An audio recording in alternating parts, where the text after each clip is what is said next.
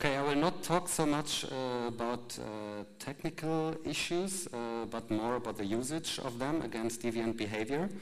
And I would follow some theses. One of it is that we see a shift of repression to the so-called proactive repression. Proactive is a term that is being used in the security critical academic debate, which is quite different from preventive, because if you want to prevent something, then you have something which is existing, which you prevent for. But for proactive, the proactive approach is more like to try to foresee any threat that might happen, that does not exist yet, but that might happen in the future, and act against it. And I will try to show this shift in the police networking in Europe, and I will, at the end, give a proposal how to act against that. So, first of all, I will talk about some institutions, and in the second part, I will talk about the technical aspects and how they are used. Last week, the IMF director declared us that the IMF is expecting much more riots in the future related to the money bank crisis, for example.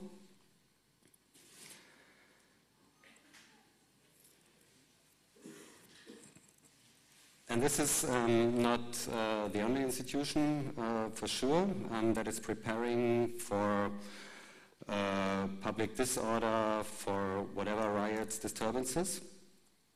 Also, the NATO. This quote comes from a strategy paper that is written for the upcoming NATO summit that will take place in Germany and France in April. And the NATO wants to decide a new strategy, which is also a proactive approach, a proactive strategy, including the usage of nuclear weapons for proactive reason. And in this quote, you can see that the NATO is quite concerned about the homelands. So normally you would think that the NATO is operating in so-called third countries, so outside the NATO membership countries. But in the strategy paper, they talk quite a lot. They strengthen that the relations, so with the Homeland Security, is very important. And in the paper, they propose networking, a comprehensive approach of all different sectors of the society against any possible threat. So here you can see the more and more shrinking, linking of the different parts of the society, above all like military and police, which in Germany, for example, is currently a debate to use the military in home affairs, so internal security. Also in the United States, so last week there was a report published by a so-called war college. Probably there are many war colleges in the USA, but one of them published a report in which they propose that by 2012, 20,000 soldiers should be ready to be used inside the United States if they are needed, because they expect also public disorder in the future. As you might know, Italy already does it.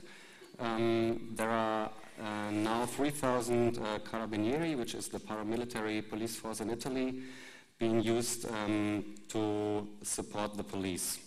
You have this also in France, for example, with a paramilitary force, which can be also under the responsibility of the defense minister.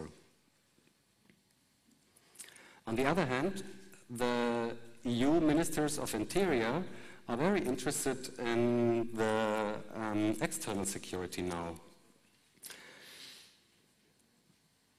Like the NATO, I showed for NATO, there is also a white paper published by a so-called future group. I will explain later what the future group is and what future they mean. And in this white paper, they give advices how to deal in the future with the European internal security. And this is very important because in November 2009, the EU ministers of Interior will meet and decide the next 5 years plan on European internal security. And this is quite heavy, and the German minister Schäuble is playing a very crucial role in that, and I will explain that later. What I want to point out is why I'm here is because I find it very important that the struggle against surveillance, control, new databases like forensic remote search of computers, etc., should leave the national level, because you have that in many countries in the EU. And if you go to another country and explain them, yeah, now we have this data retention law, you have that also? Oh, that's interesting. So we have to much more network and try to set up a European campaign against that. Like the Arbeitskreis Vorratsdatenspeicherung, how to translate that? So like they did it with the Freedom Not Fear Action Day in autumn, but I would say it didn't work because it was very badly prepared. The EU Home Affairs is orientating much more on the idea of the Homeland Security Department in the United States, trying to act with risk analysis, and this I will also try to show in some examples. So this was a brief overview about some institutions. So these guys are responsible for the European internal security. These are the ministers of Interior and Justice. And they met, well, they meet very often, but they met also in 2007 when Germany had the, when the G8 presidency was by the German government, and also the first half of the year, the EU presidency. And many people get organized against the G8, for example. As you might remember, in Heiligendamm, there was lots of protest. But I would say we forgot to look at what they decided, because they decided very heavily. So they really changed the future of European home affairs, because they took many heavy decisions. And the main actors were Schäuble, as the Minister of Interior in Germany, and Franco Frattini. Frattini was the former Commissioner of the EU for Home Affairs. Now he's Minister of Exterior from Berlusconi. But they both are very pushing the European police networking forward. And it's interesting to be here and to talk about that here and that place, because every year the European police is meeting here. They do it also in 6 weeks again to explain themselves. So the new measures in their country and how to develop a common European perspective, so which is the European Police Congress. One of the changes is the so-called cross-border crime fighting. So before there had been a treaty which was called Prüm Treaty, which was like more or less a trial how this might work out, and the Prüm Treaty has now become European framework. That means it will be adopted by each member country, and this means that every police force or every Minister of Interior can order support from other countries, and police can be deployed in other countries, which is very well developed between Germany and France, for example, or Germany and Switzerland. You had that at the Euro Championship last year, for example. German police helped the French police, or also at the G8 in 2003, when the German police came with the water cannons, because in France they didn't have them. And this is now, as I mentioned, EU framework, which is quite interesting. I was thinking about Greece now, because the riots are still going on, and they will go on. This is announced. And I'm not sure if, for example, in these cases, they might request some help from other police forces from other countries. Also, Europol, which is the European police force, gets much more competencies and plays a coordination role. Europol is involved in all relevant meetings that are concerned on European police networking. And if I say more responsibilities, that means that in 2010, Europol will have enlarged competencies and will be now responsible for all serious crimes, whatever that means. Europol is already running a so-called Check the Web platform, which is obviously observing the internet. I'll talk a little bit about that more later also, about the technical aspect. And Europol is running also a database. It's not really known about what, but they say a database on everything that concerns our responsibility. So, European police issue, I don't know. And for sure, they have also data exchange with national police forces. Up to now, they have to make the data exchange by hit or no hit requests. But it is foreseen that, so they need so-called liaison officers, like networking officers, something like that, to where the police has to go. Can you please check if there's something inside? Yes, there is. Okay, then we make a request to know what it is. And this should be much more easy in future. So this is about Europol. Then you have a so-called situation center, which was created in 2004. It is a networking of the secret services. And it is a bit weird because the purpose of a secret service is not to give information to another country, but so they share information, and obviously not all information. And you can see very well that there is lots of competition already going on, so about the competencies, not only with the secret services for sure, but also among the police, also with Europol, for example, because many national police forces don't want to give anything of their responsibility. But all these efforts can be seen as steps to the creation of a European Ministry of Interior, which normally, if the ministers are asked on that, they say, no, it's not like that, it's just like more networking, more pointing out the European aspect. But this is what many people that are critical with these developments guess, that in future they try to build up something like an own Ministry of Interior. Probably you heard already about Frontex. Frontex is the agency that is responsible for the security at the borders. Frontex has very different units. They also have a rapid intervention team. But why I mention Frontex here is because one of their basic issues is risk analysis. So try to find out when will refugees come from which country, which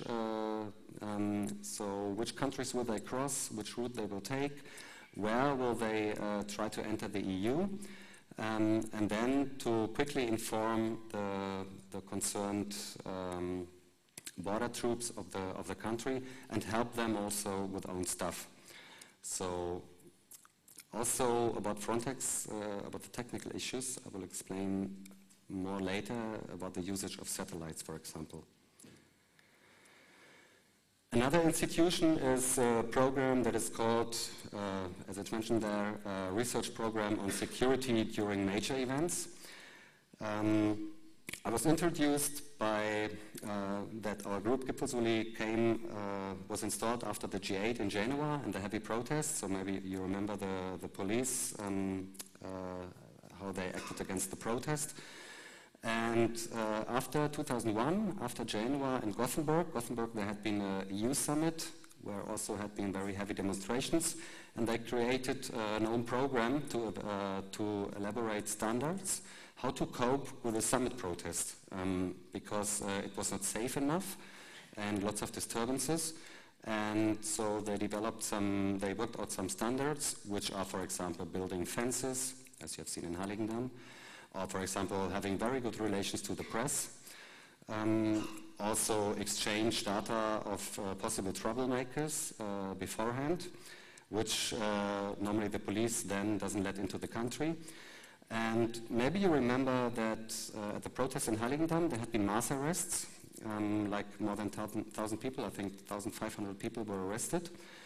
And And this is also a standard that was elaborated in the paper. So they recommend to make mass arrests. And these people that were arrested, sure, will appear in some files. So, yeah, where this person was arrested at some G8 in Heiligendamm, so probably he or she is a troublemaker or has friends. And so, for sure, these people will get problems entering the country. For example, at the Genoa summit, at the Genoa G8, 2,000 people were refused to enter Italy. Okay, I will not go any deeper in that, but this is also one of the programs that was developed on European security. The picture you see is at the G8 in 2003 in Geneva. It is a media center raided by the police. Also about the military, so as I mentioned, there's a big debate going on in Germany, but also in other countries, how to use the military in internal security. The picture is one of the pictures that was taken in Heiligendamm at the G8 by the fighter jets, the Tornado jets. Maybe you remember that. It was a bit of a scandal in Germany, at least. So what the military did, not only with the planes, but also with the tanks, they sent their intelligence unit. So like the German term would be Aufklärung. This photo, for example, shows a motorway with the risks, because there is a tunnel under the motorway, there is some hay balls lying around, and the hay balls might be put under the tunnel and maybe set on fire. And so, like that, the military was searching for ground that changed, so surface changes. For example, they were looking after depots for barricades from activists, and this is done automatically. So as you might imagine, so there's nobody looking at all the films and checking, oh, did it change? No, this tree was there before. So everything is now automatically. So they say this should be done until 45 minutes. This is also a standard. So after the plane had been landed and the information had to work out. So this was a quite nice test for the German military to work together with the police at a large mission, like large event, Großereignis. And so I would see the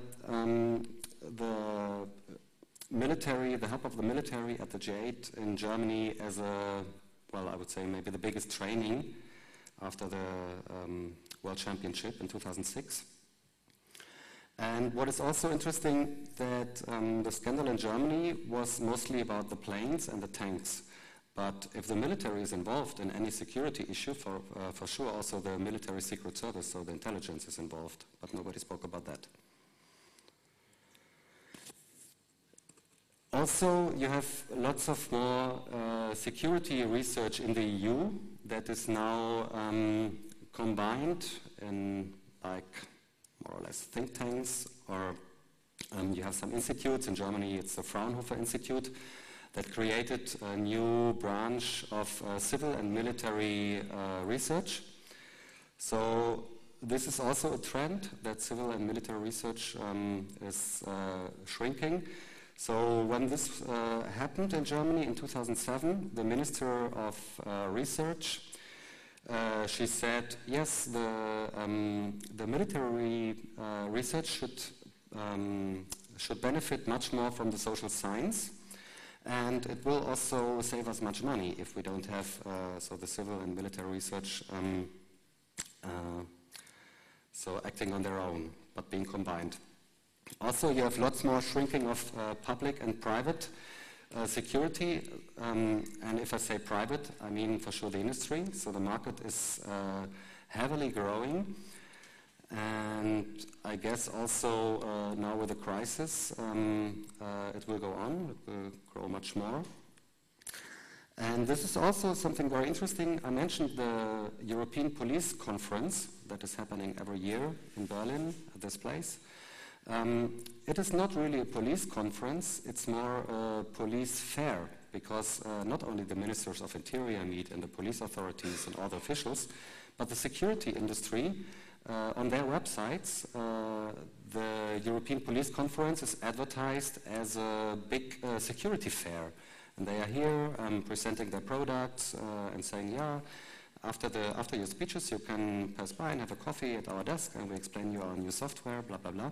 So there's much more working together. Also, for example, at this Fraunhofer Forschungsverbund, how to explain that, research unit, the security industry is involved. So the biggest German industry, like ERDS, for example, but also the BKA, which is the federal police. And, as I mentioned, the combining of technology and social science in the research aspect. I mentioned the future group. This it is. It was initiated by Wolfgang Schäuble, the German Minister of Interior, and Franco Frattini. It was created in 2007 also. The important thing is there was no request to install them, so nobody asked them. So there is no official document. You find nothing about that in the EU structures. So it was really like a personal decision that everybody liked, for sure. And so this future group tries to develop our security for the future. And the future group is now discussing about the next 5 years plan on inner security. So currently we are running under the Den Haag program, but the Den Haag program will end in 2009. And from 2010 there should be a new program, which possibly will be the Stockholm program, because it will be decided under Swedish EU presidency, probably in November 2009. And this new 5 years plan, so I mentioned that they wrote a white paper, contains lots of changes, mostly, so the main target of all that are migrants, for sure. So their main problem, their main threat, well, okay, they talk about organized crime and terrorism, but migration and control migration, stop migration is the biggest part in the paper. It's a 50 pages paper, and it's very interesting to read. And they talk a lot also about information technology and how to use more surveillance and control in the future in European police affairs. I will talk about that now. So this will be the second part. The technologies for a modern police mission, as they call it.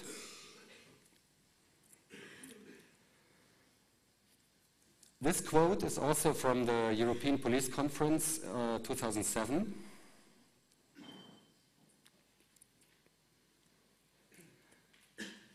So the problem is not anymore to gather information. So they have now most of the laws, most of the possibilities, most of the black boxes to intercept any communication. Unless this guy from the security industry says, okay, some conditions need to be changed anyway.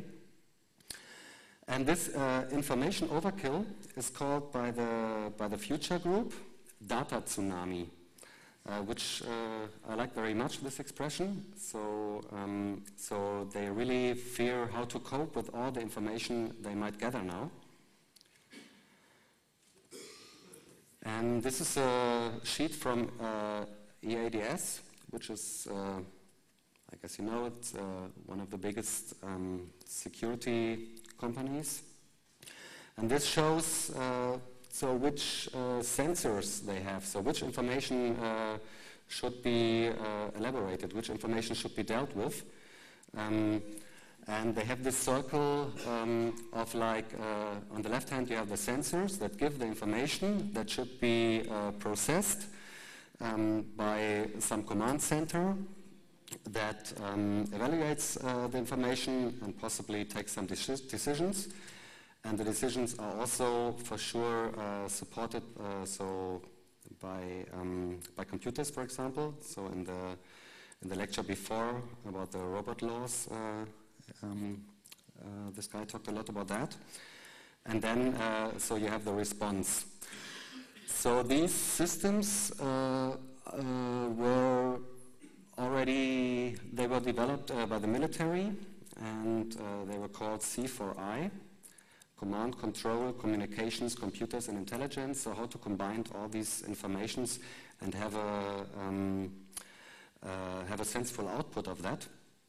And I put the picture of the Greece riots here because there is a US company that delivered last week the last tranche of a C4I system to the Greek police. That was started in 2004 with the Olympics. So they started to build it up for the necessity of the Greek police for security reasons. And so it was finished last week, which I find very obvious. Well, I'm sure that they will not manage to control the riots by it, but I think it's one of the tries. So how to get rid of any deviant behavior. You have much more surveillance of the internet. I mentioned before the Check the Web platform of Europol, for example. The German proposal is to combine every surveillance of telecommunication and internet in one center that can be requested also by the police, by the Secret Service, to save money, to gather competencies. And the German proposal is that in each European member country there should be creation of one of these internet surveillance centers. This is a proposal from Wolfgang Schäuble also. Also, you have the usage of satellites, which are for sure also not only used by the military, so in the units that are created like for the research and install and using also the police, the federal German police, the BKA is involved. So the BKA is also very interested in satellite pictures.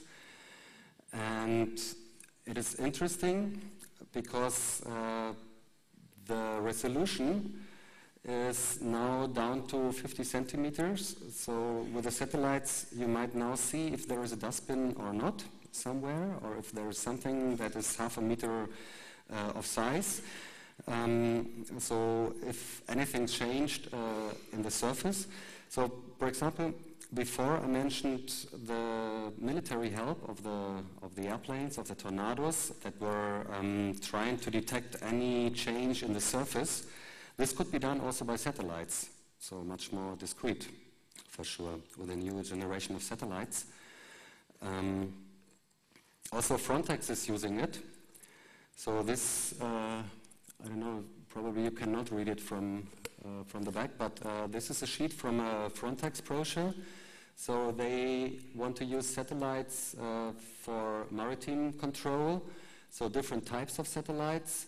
And one very interesting is the third from the left, which is optical monitoring of suspicious behavior. And this is like you know it from biometrics, like that any, so if an object leaves its normal way, so for example not starting at a harbor, or not going with 10 miles per hour, or not ending its trip at a different harbor or something, but maybe a small ship that is going slow, which probably might be a migrant boat, and they want to use satellites for detect migrants' boat to stop them so as quick as possible to enter the EU. So this is also not only a military issue, the usage of satellites, but also policing, for example, migration. The EU is setting up a whole new system of border management, which they called a European Border Surveillance System, which should be ready 2012, I think, which means like the networking of each authority that is involved in border protection, border security, and the linking, so putting together so that they can have access on their databases or on their surveillance cameras or whatever in real time. And this is something also very important, the term real time. You can find very often in the text of the European police forces, because they need much more bandwidth, they need much more data to deliver it. So with the surveillance cameras, for example, there's a shift now, a new generation of surveillance cameras. So in former times they had been analog, so they didn't contain so much data, so the packages were quite small before. Now it gets much bigger, and so they have to transmit much more data in much less time, and so the aim is to do it in real time in future. But the problem is the interoperability of the systems of the different EU member states. And I guess this is not only of the Eurosur system, this is also, maybe you were asked before for the Schengen Information System, if you know that, which is one of the biggest or the biggest European database, mostly for migrants, but not only. And there should have been a second generation of the Schengen Information System ready until 2008, but it will not. It is delayed, and I think it's because of software reasons, because they cannot link the different software and hardware in the member countries. Also, border management means the usage of technology, like I mentioned before, some of it, the satellites, unmanned air vehicles, drones for border protection. So the usage of drones already led to arrests, for example, in Switzerland. So they were used at the so-called green border to hunt migrants, and they did. And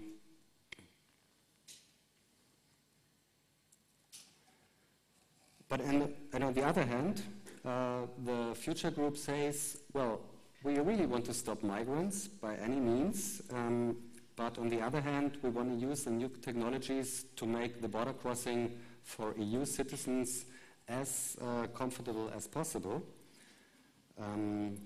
which I find really crucial. So I think this quote expresses that very well. So the one-stop approach, which is an idea of the USA border guards. So it is also foreseen that in the EU you have the same system like you have now in the United States. So if you want to enter the country, you have to fill out a request in the internet, which is not like applying for a visa. It is just like, okay, I'm coming.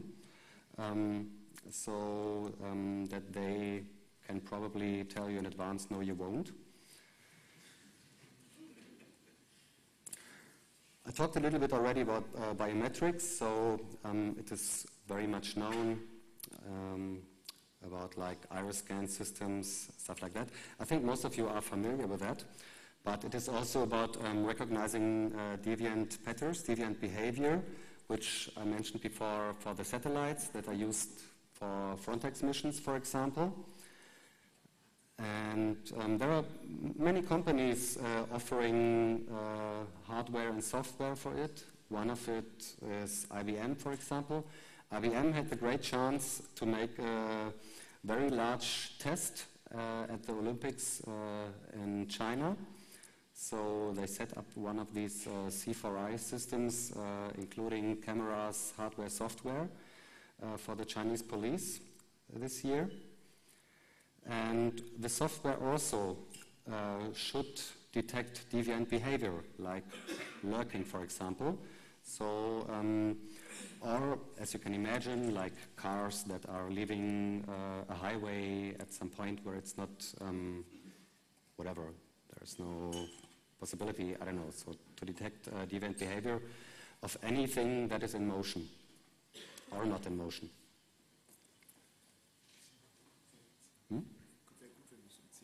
Yeah. You have lots of processes of data mining. So as I mentioned, there is lots of data already gathered, but the problem is how to deal with the data. And the police is using software that is searching in the databases, which you can imagine because nobody can read all the files. But the software can also search in audio files, so there is no need anymore to type all the protocols of telephone interception, for example.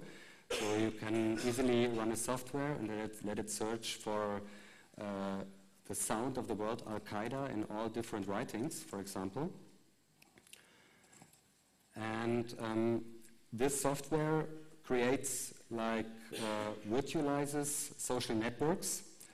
Well, this is now a social network of some German companies and how they're linked together, but normally it is used against persons or incidents, and to get more information who is linked to whom. And this should also be in future in real time. So the ministers of interior, they have one favorite example. It is the airport example. So imagine there's a terrorist or there's some guy that is making suspicious phone calls from the airport, which means many phone calls, and he's calling somebody who's sitting in another plane, landing at the same airport, so they might meet, and they are both suspicious. And with the passenger name records, so that is the system that you have to, before the flight, you have to pass much information about you and where you book your flight, if you're a vegetarian or not, or whatever.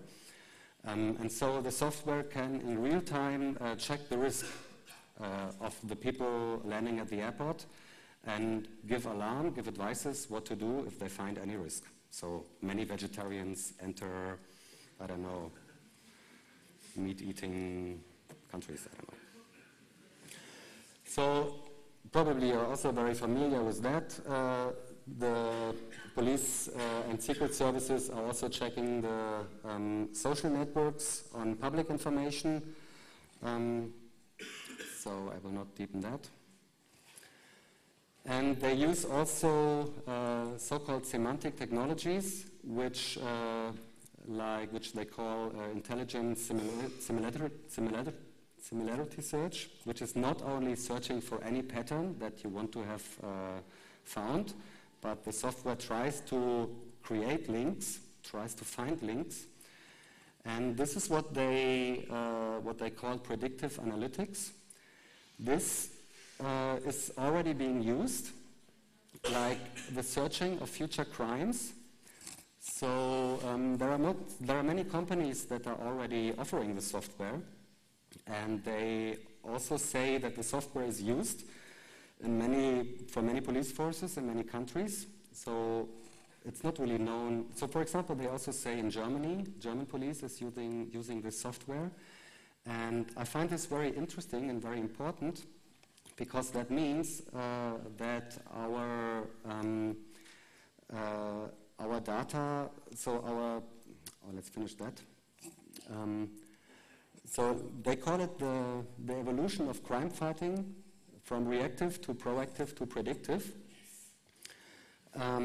This is another company offering the software.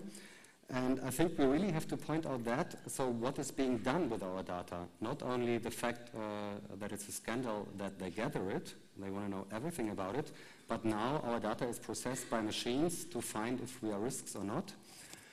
And I talked to that with some people who are also doing lots of things in IT, and they said it would be a nice idea to demand that the source code of the software should be published. So how the software is finding links, how we are ranked as risks or not.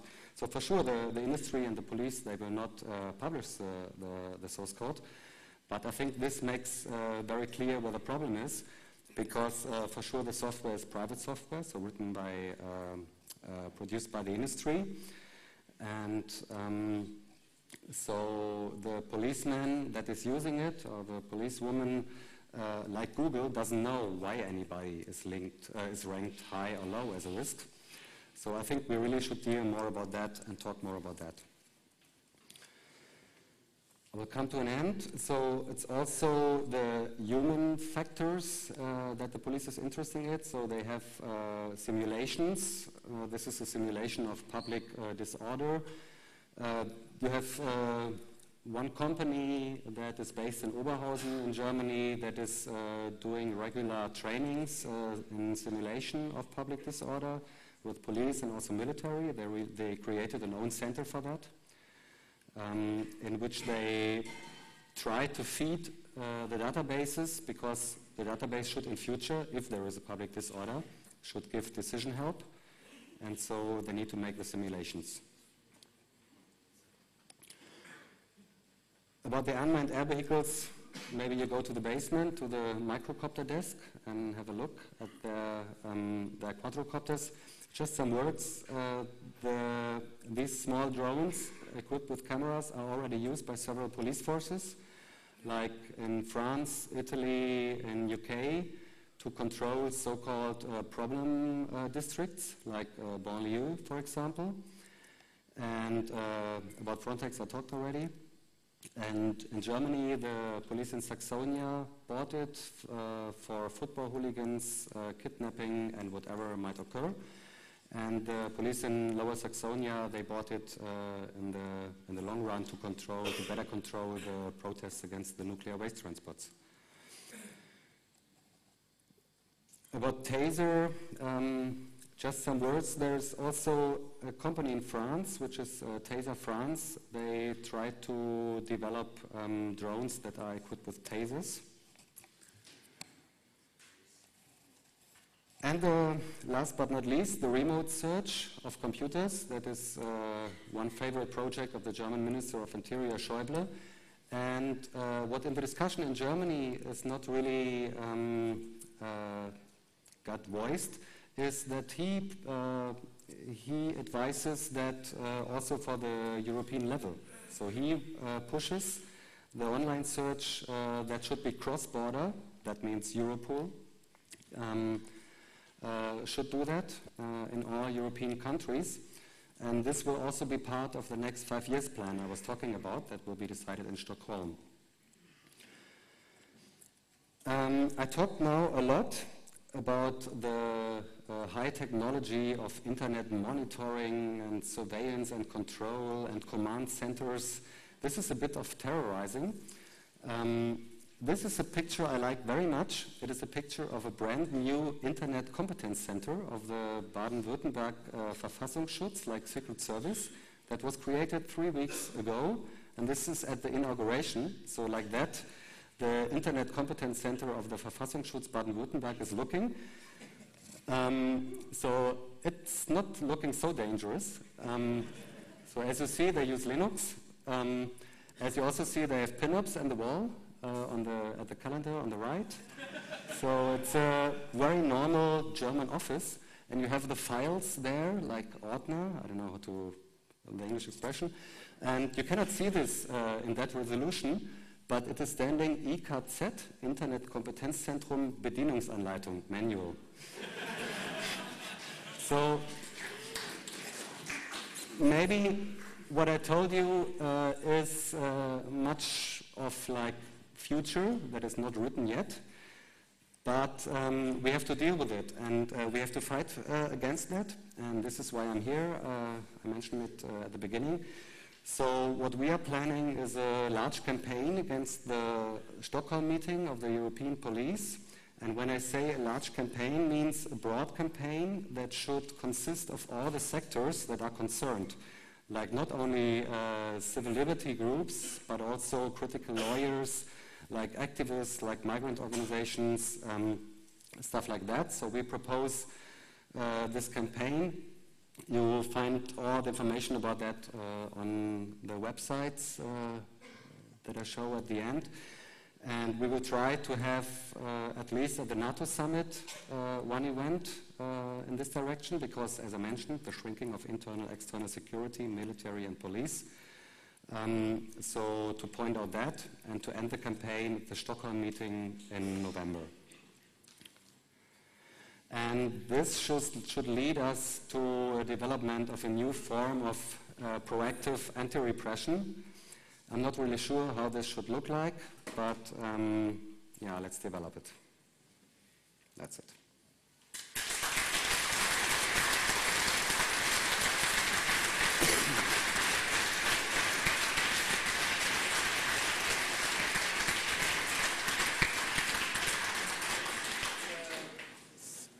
So one thing you could do in terms of proactive anti-repression, if any of you guys and gals was involved in writing the software or building the hardware for that kind of stuff, this is your chance for doing whistleblowing in a relatively surveillance-proof environment. So on top of that, does anyone have questions or comments?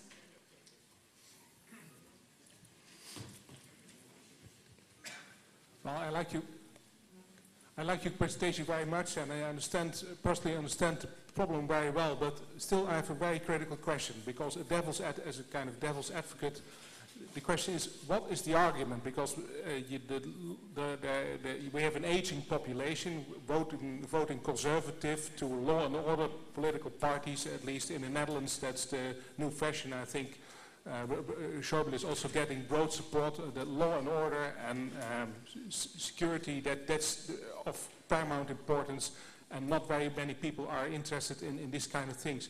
So if you're starting to protest, I think you need some strong arguments, because almost your entire presentation, I looked specifically for that, could be explained as just a story how wonderful people are doing everything to put everything under surveillance. So you need, I think, also for the political level, good arguments for the opponents of such a policy. And I think that, well, they're pretty hard to find, because the mentality, the prevailing wind direction is the other way around.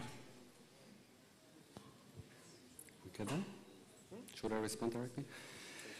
I think you're right, that's a big problem. So for example, in '87 you had the census in Germany, so the Volkszählung, and there was a very, very large opposition against that. So people went to jail for not being counted. And this is really gone. This is, nobody can imagine that anymore. And so the surveillance and control is much worse. And so what we can do only is like to try to, at least in the sectors that are critical or a little bit critical, but I get much more optimistic, for example, by the demonstrations of the Freedom Not Fear, more or less coalition. But my criticism on them is that they are a one-point movement, as we call it in Germany, Ein-Punkt-Bewegung, and they want to be that. So they don't. Most of them don't want to care about other issues. And so I think the first step should be that each sectors, each movements are aware of the others and try to, well, overcome, I don't know, their borders, their struggles. And I'm much more optimistic by the crisis now. Because, for example, what I mentioned about the riots that are expected by the IMF, I take that serious. So I think this is not just propaganda to get more money for the police. Well, it is for sure, but the problem is real.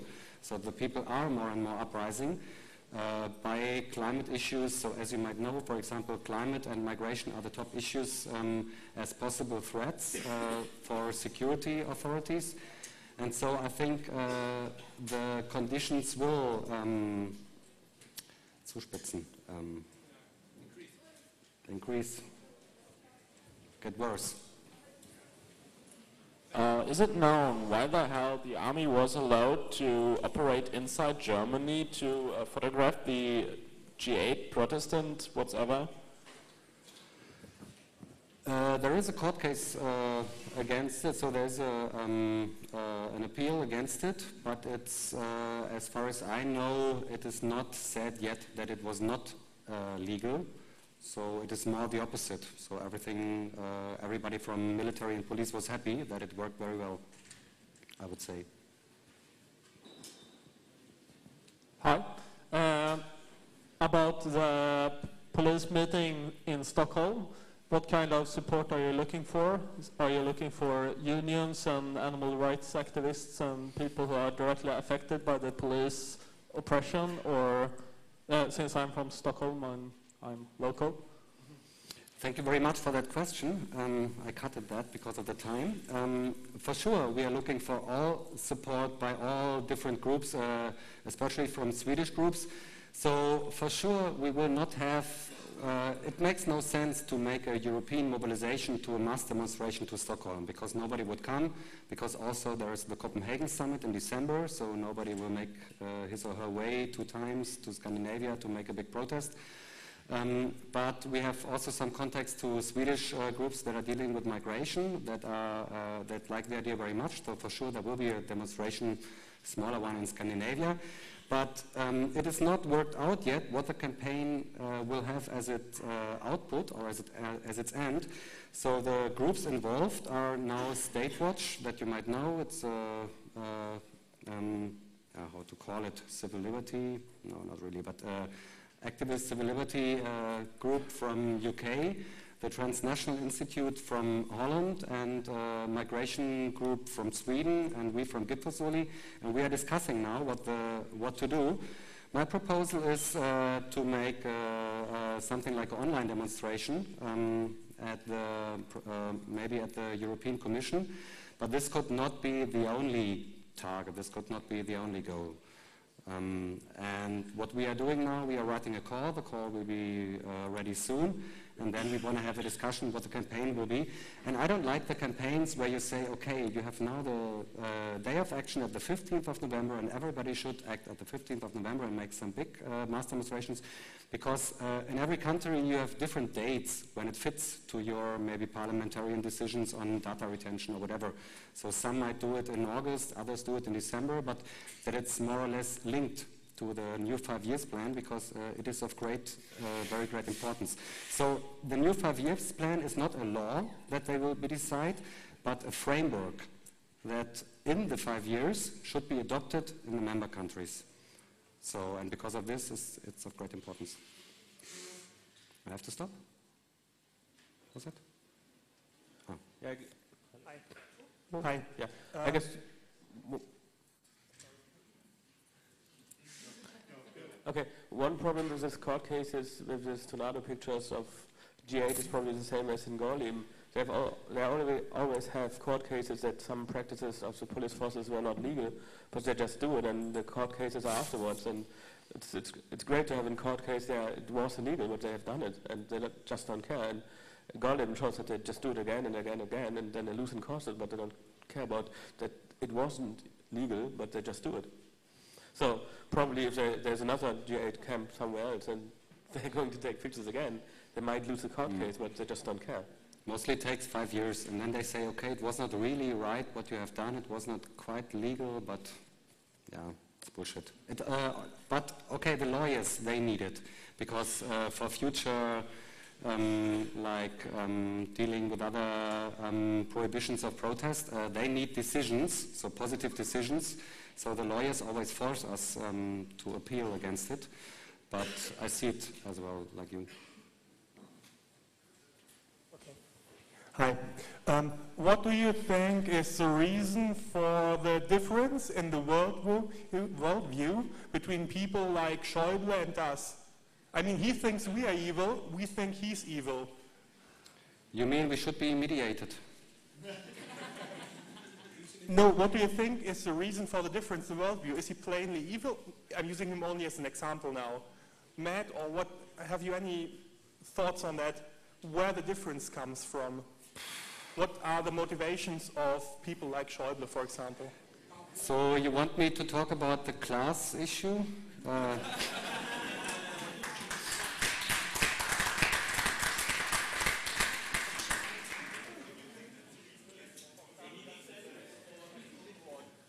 Okay. If you think that's the reason, then yeah, just say the word and I know what you mean. I don't know, so we have many differences, but I'm not sure about the direction of the question. So is it like like he asked before, so how to get more attraction in the broader population, or what is the question? So where's the difference between Schäuble and me? So I don't like him, he doesn't like me probably. No, the question is more about, normally you can reason with people. And I had the experience in my personal life, if you try to reason with people, you always come up with something that works, or most of the time. Here it doesn't seem possible. So I wonder where that is coming from. Well, actually, my acting against the Ministers of Interior comes from that they are acting against me.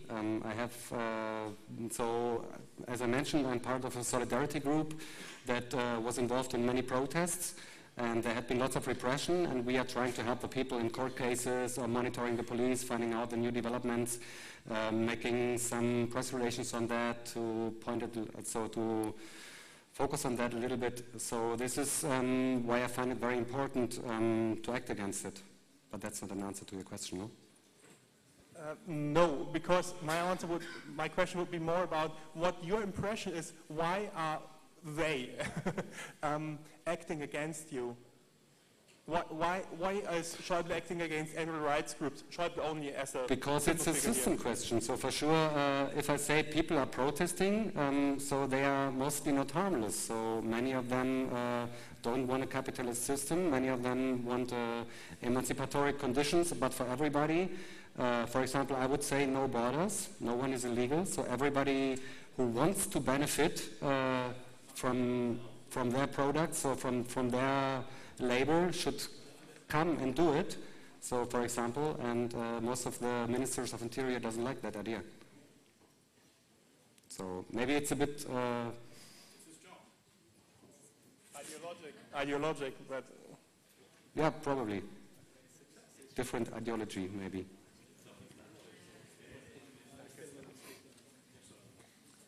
Well, you said mostly harmless. So not all the demonstrations are actually harmless. Some are violent and some are illegal. So why don't you try to stop them from doing illegal and violent acts? Isn't that helping the argument of all this surveillance? A lot of it is caused by real trouble. So the question is, what are we talking about? So are we talking about now about the riots in Athens, or are we talking about file sharing and copying, I don't know, making illegal downloads of Windows products? So this is also illegal. So it's always a cultural decision. What is illegal? It's always a political decision. There's nothing natural that is illegal. And also protest, for sure. Sometimes protest is turning, how they call it, violent. I would not use that expression, but I don't find it so bad to try to stop people who decide about our future, about my future, by a barricade. I don't find that so bad. It's an ideological difference also. Okay, so I'd say that would have been the last question. We need to wind down to make space for whoever comes after us.